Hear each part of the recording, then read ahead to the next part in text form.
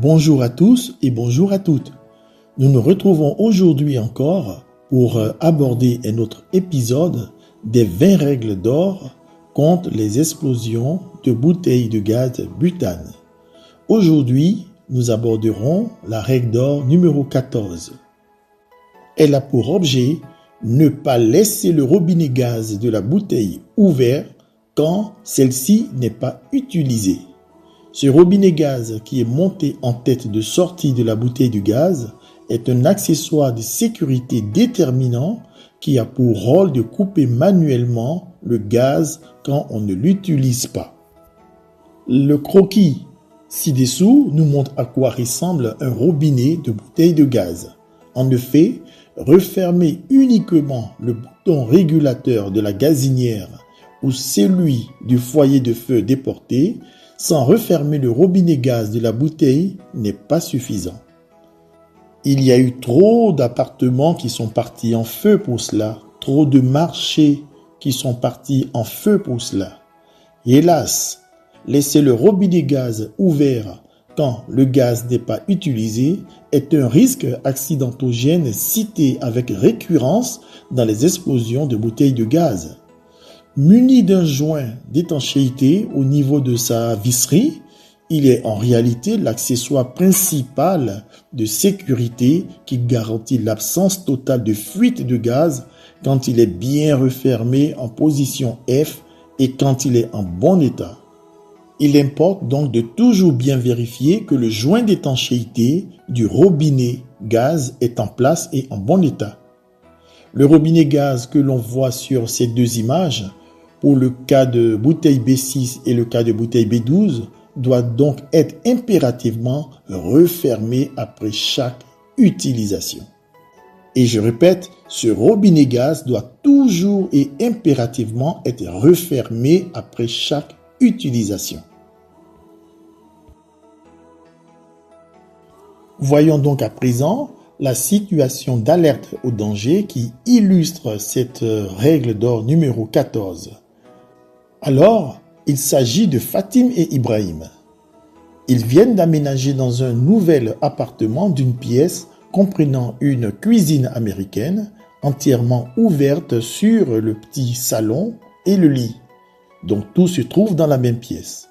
Fatim oublie souvent de refermer le robinet gaz de leur cuisine américaine et n'y prête pas attention.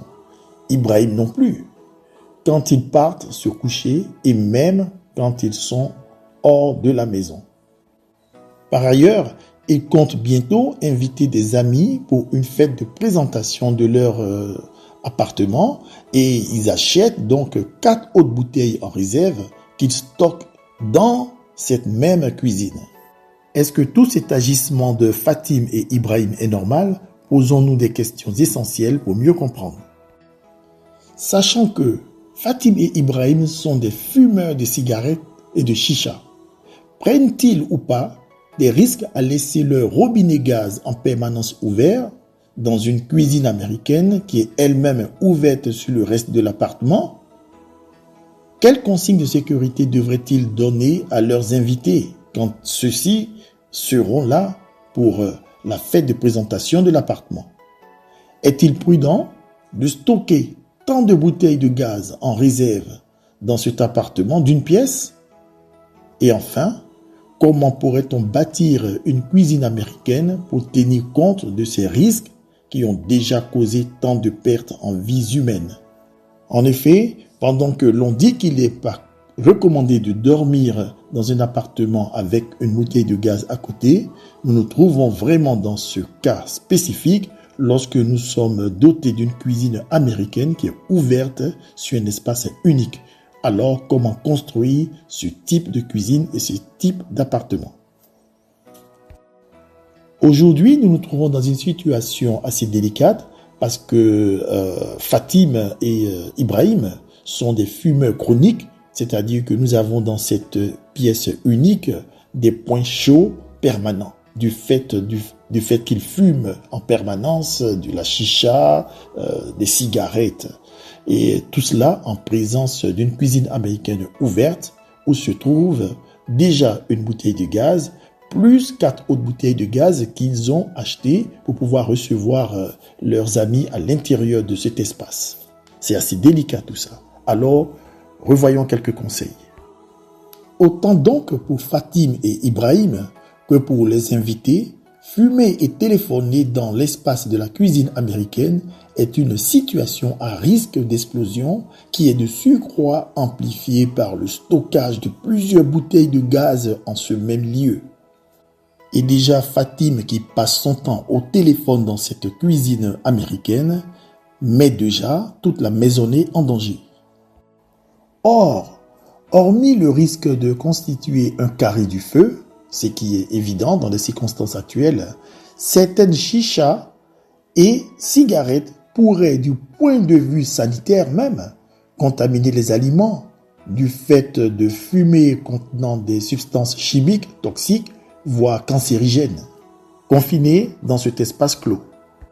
Et dans tous les cas, vu qu'il n'est d'ailleurs pas conseillé de stocker tant de bouteilles en ce lieu clos et restreint, il serait mieux déjà de les sortir de l'appartement et veiller à garder les fenêtres ouvertes pour aérer la pièce lors de la cuisson des repas sur la gazinière. C'est au moins le minimum à faire, hein. Continuons avec la suite des conseils à donner à Fatim et Ibrahim.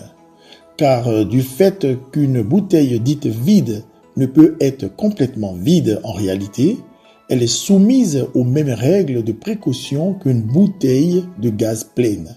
Donc une bouteille dite vide, elle n'est pas vraiment vide, comme on l'a déjà vu dans les règles d'or passées. Alors elle est considérée en termes de dangerosité comme une bouteille pleine. Sur ce fait, plusieurs réglementations de pays interdisent alors de conserver dans un même local, écoutez très bien, comme notre cuisine américaine en effet, plus d'une bouteille de gaz butane de réserve non branchée et ayant une contenance de plus de 10 litres. C'est-à-dire que nous avons déjà une bouteille en utilisation, il est interdit suivant certaines réglementations d'avoir plus d'une bouteille de réserve à la maison. C'est-à-dire, on peut avoir, dans un espace clos, on peut avoir par exemple une bouteille qu'on utilise et puis une seconde en réserve. C'est suffisant. Quand la capacité en termes de volume est supérieure à 10 litres, et c'est le cas, les bouteilles B6 avec un volume interne d'environ 12 à 13 litres et les bouteilles B12 avec un volume interne d'environ 30 à 31 litres sont concernées par cette restriction. Les B6, c'est celles que nous appelons les fétous, les petites. Elles ont une contenance de 12 à 13 litres, alors que la limite pour pouvoir avoir plusieurs bouteilles stockées dans un espace, c'est 10 litres. Et elles font déjà en 12 et 13. La B12, la plus grande, elle fait en 30 et 31 litres. Ça veut dire que si j'ai une bouteille qui est utilisée, le nombre de bouteilles que je peux avoir en réserve dans la maison, ce n'est qu'une seule et pas deux. Une seule et pas deux. Car en cas d'accident, c'est sur ces points que les assureurs vont se baser pour ne pas nous dédommager. Alors, lorsque nous devons construire une maison, il faut en tenir compte, surtout si c'est une maison dotée d'une cuisine américaine avec cet espace ouvert. Car en termes de construction d'habitation donc, retenons que plusieurs réglementations de pays rappellent également de ne pas stocker en intérieur de cet espace clos des équipements présentant plus de 7 bars de pression. Pas plus de 7 bars de pression en interne. Cela est respecté pour les bouteilles de gaz butane qui ont une pression de service réduite si on les chauffe pas en mettant un foyer de feu porté là-dessus pour faire monter la pression. Si on les utilise avec un foyer de feu déporté, on reste vraiment avec une pression réduite, mais cela n'est pas nécessairement valable pour les bouteilles de gaz propane.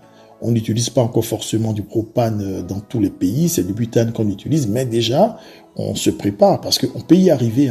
Le propane, c'est autant du GPL comme du butane. On peut y arriver, mais les dispositions sont différentes.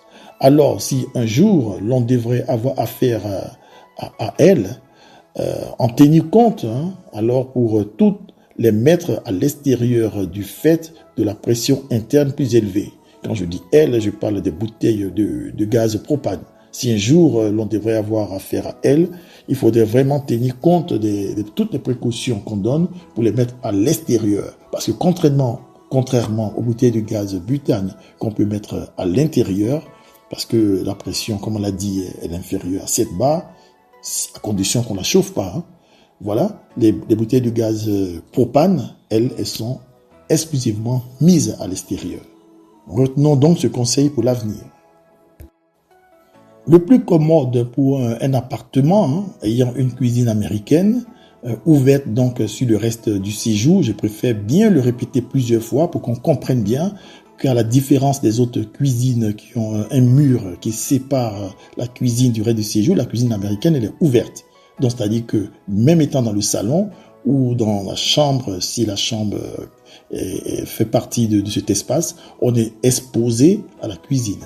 Et donc, le plus commode pour un appartement ayant une cuisine américaine, ouverte donc sur le reste du séjour, est d'avoir une cuisinière à plaque de cuisson électrique ou une gazinière alimentée directement par un réseau de gaz distribué par des tuyauteries. C'est-à-dire qu'il n'y a pas de bouteille, mais c'est une tuyauterie qui arrive. Nous n'y sommes pas encore forcément partout, donc au moment où on continue d'utiliser les bouteilles de gaz, faisons attention à ça. Ça, c'est le cas des cuisines américaines ouvertes. À défaut, le constructeur, celui qui va bâtir l'architecture, le plan de la maison et tout ça, il devra songer à ériger le coin de rangement de la bouteille de gaz en une structure appelée blast proof, c'est-à-dire une structure résistante aux explosions et aux chocs, de sorte que, en cas d'explosion de bouteille de gaz, si nous sommes là, cette structure puisse contenir le choc et l'explosion. Ça s'appelle une structure blast proof. Donc vous qui construisez des cuisines américaines, tenez à rappeler cela à votre architecte. Et donc, pour terminer avec cette règle d'or numéro 14 qui est relative au fait de ne pas laisser le robinet gaz de la bouteille ouvert quand celle-ci n'est pas utilisée, nous allons conclure avec les 7 étapes pour pouvoir connecter une bouteille de gaz. Parce que, évidemment, c'est un peu souri, mais oui, tout le monde ne sait pas le faire. Tout le monde ne sait pas le faire. Et c'est pour cela que souvent, des gens ne s'approchent pas de la bouteille pour fermer le robinet. Alors, nous allons apprendre en 7 étapes clés et rapidement comment brancher, c'est-à-dire connecter une bouteille de gaz. Nous espérons que ces conseils vous aideront à protéger votre famille, vous-même et votre maison. Demain, découvrez la prochaine règle d'or pour éviter les explosions de bouteilles de gaz butane.